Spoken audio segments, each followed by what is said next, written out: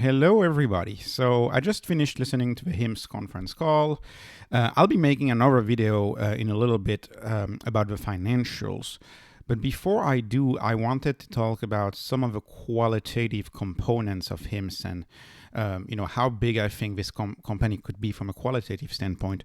I was very impressed by the call. If you've listened to the 60-minute call with analysts, you can see that this company is onto something bigger, and this is a mission company, right? This is a truly mission-driven company. Actually, the CEO said himself that he's a user of HIMSS, and so are many people across HIMSS using HIMSS. And they have a broad, very, very broad vision, bigger than what I would initially anticipate while covering HIMSS. But one of the things that they do is, they want to be a fundamental and beloved part of every household in the country. And their mission is to help the world feel great through the power of better health. These are very, very aspiring, wide visions. This is a company that's going for a very, very large market with a very inspiring mission. And they use the pillars of a flywheel, but they use the flywheel method. And if you're familiar with the flywheel, you know that the flywheel is kind of what got started Amazon. Jim Collins, the guy that started everything that has to do with flywheels. Jeff Bezos used to fly him back in the early 2000s to train managers on creating that flywheel that can't be stopped, where you have a self-reinforcing feedback loop. And I think it's very telling that HIMSS has spent a lot of time developing this flywheel. And this is a new flywheel that they've introduced as of this call, in which they have leading technology, and they put technology and R&D as a way to use feedback from customers to generate new insights, which can be used, these insights leverage from technology can be used to offer more personalized services, more personalized products, sell more. If you sell more useful services, you'll have a better clinical excellence. The consumer will be happier with the product, with what is offered. And if a customer is happier with what is offered, you have a brand that gets better and better and keeps attracting new customers as word of mouth spread.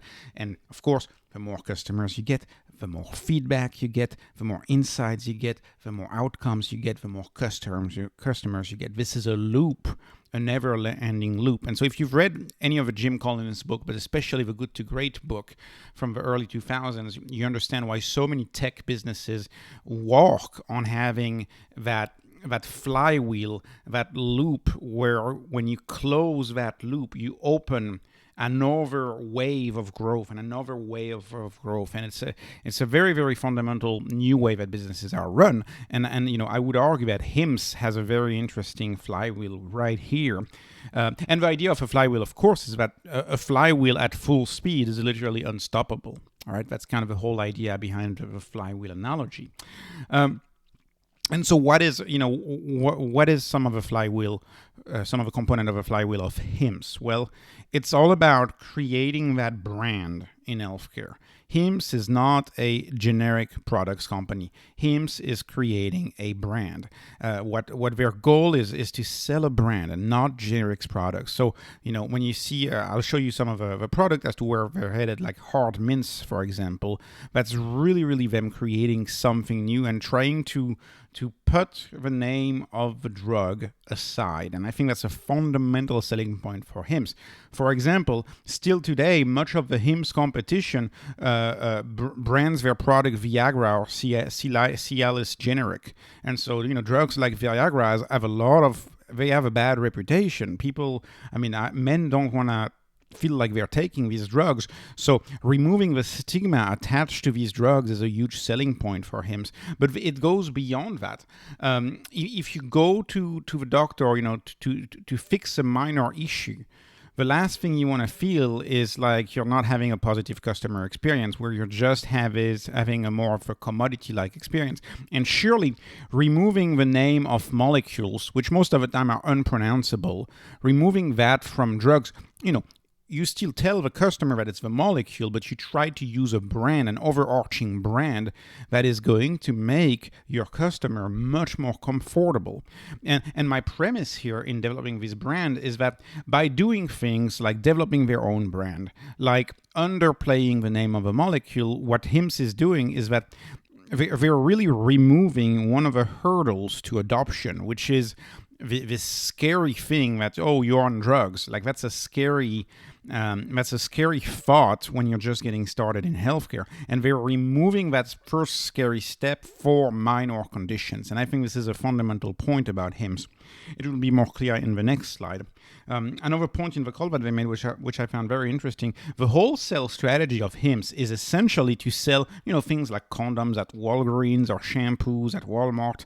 They have this strategy in order to create brand awareness. But these products are more like hooks. They are hooks so that customers who are satisfied with these non-prescription products, then they come on the website for HIMS and try to take that first steps, which doesn't have to be scary and which I think HIMS is trying to not make scary.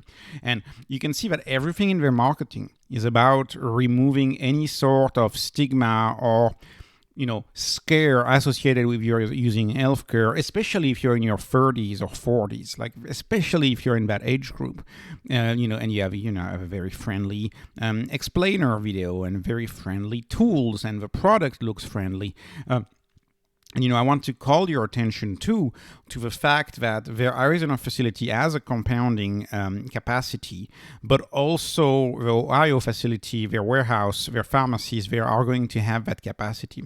And what that means is that they are going to be able to introduce compounds, right? Chemical compounds within new products that are less intimidating. So one of the things that they're doing, which I think is very innovative, is they are moving away from pills. They are moving away from pills and they're moving towards way less intimidating products, because you still have stigma associated with taking a pill. You're taking a pill. Like for a lot of customers that are prospective customers, it does not feel good to take a pill. And I think this is one of the pain points that HIMS is solving. HIMS is using the Amazon playbook, is using the customer centricity playbook to solve pain points in healthcare. That's why I think this company could be much bigger than most people think.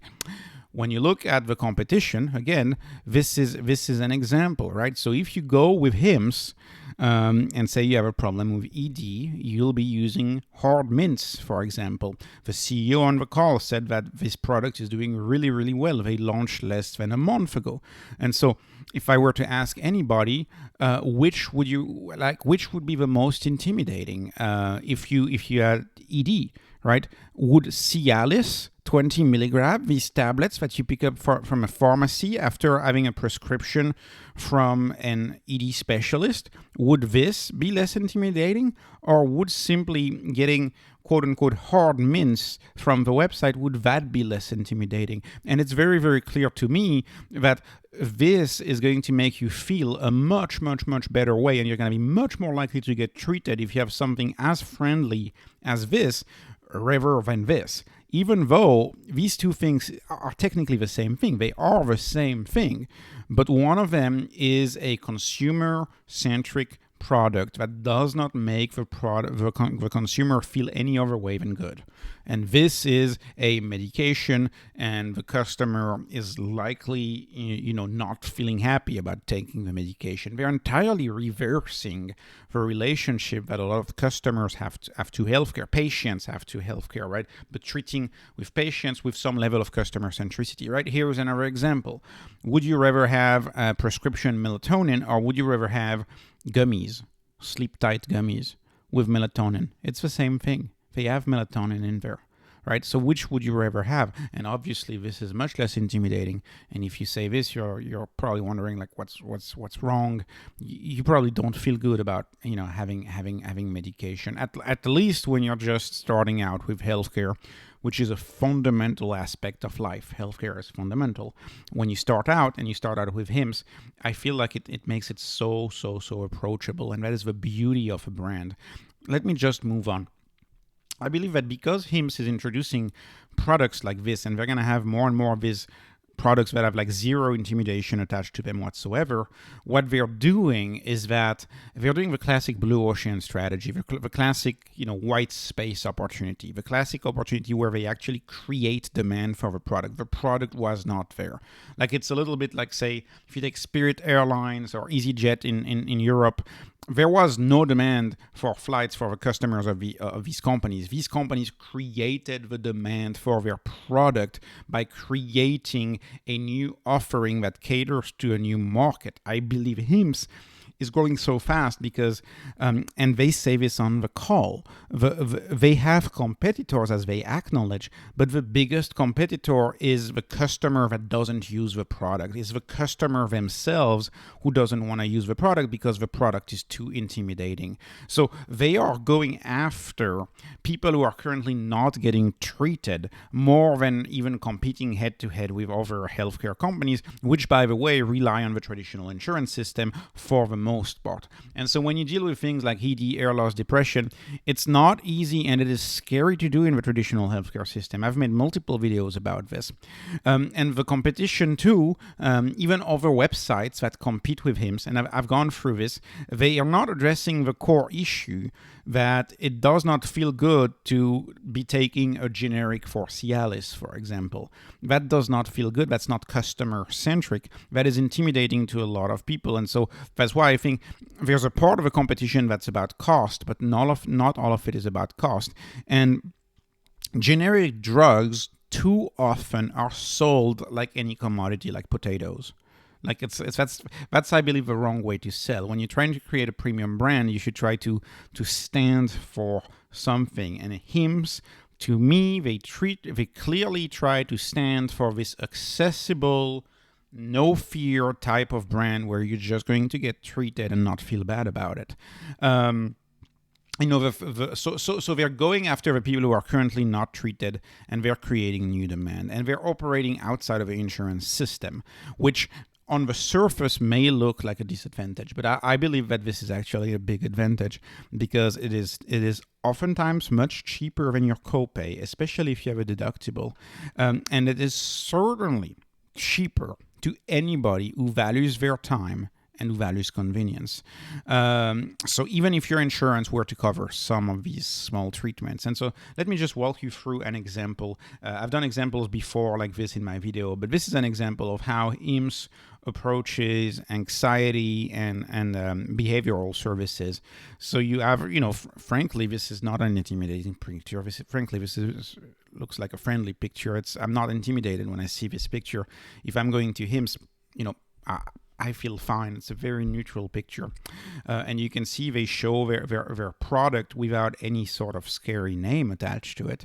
And then when you go talk to HIMSS, this is what you have. And they're like, major life events. You say, I don't know, you're getting married, you're getting a divorce, something happens, burnout and stress, sleep trouble. It's all... there's a lot of elements of experiential design right there. There's a lot of design that makes this process way less intimidating. I think this company spends a lot of time on marketing, which Legacy does not do. To give you an example, as a comparison, I try to look at how would I do it if I were to want to get behavioral services with my insurance. So my insurance here for my job is Blue Cross Blue Shield of Texas. That's my insurance.